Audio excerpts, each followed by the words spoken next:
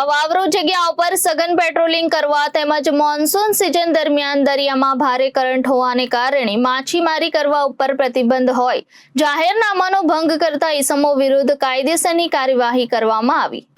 એસઓજીના ASI Rajendrasinh Motibha Jadeja, police head constable Kishorsinh Bhagubha Jadeja, Hardeepsinh Hemantsinh Jadeja તથા Salaya marine police સ્ટેશનના police head constable Pithabhai Pababhai Jogal, Omdevsinh Bhikhubha Jadeja તથા પોલીસ કોન્સ્ટેબલ વિપુલભાઈ સાજણભાઈ ડાંગર વગેરે પોલીસ કર્મચારીઓ Shri V N. Singarkhariya, in charge police inspector Salaya marine police સ્ટેશનનાઓની સાથે કોસ્ટલ સુરક્ષા તકેદારીના ભાગરૂપે સલાયા મરીન પોલીસ સ્ટેશન વિસ્તારમાં આવેલ વિવિધ દરિયા કિનારા ઉપર જરૂરી મુદ્દાઓને ધ્યાને લઈ પેટ્રોલિંગ કરવામાં આવી રહેલ હતું। સલાયા નજીક ચેરની ઝાડીઓ વધુ પ્રમાણમાં હોવાથી ત્યાં જઈ પેટ્રોલિંગ કરવું અશક્ય અને જોખમી હોય, જેથી ડ્રોનની મદદથી સઘન ચેકિંગ કાર્યવાહી ચાલી રહી હતી। આ દરમિયાન અમુક માછીમારો પોતાની યાંત્રિક બોટ મારફતે ગેરકાયદેસર માછીમારી કરતા હોવાનું જણાઈ આવ્યું હતું, જેથી ડ્રોનની મદદથી લાઈવ વિડીયો ફૂટેજ મારફતે નજર હેઠળ રાખી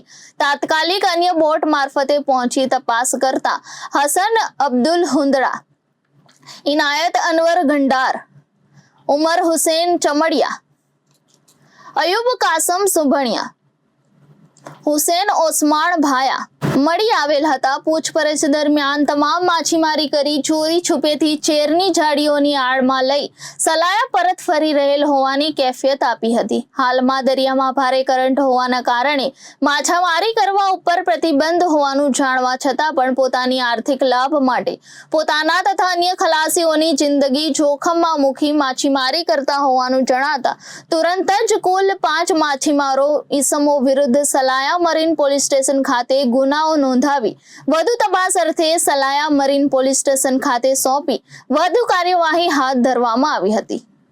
ઘનશ્યામસિંહ વાઢેર, દેવભૂમિ, દ્વારકા।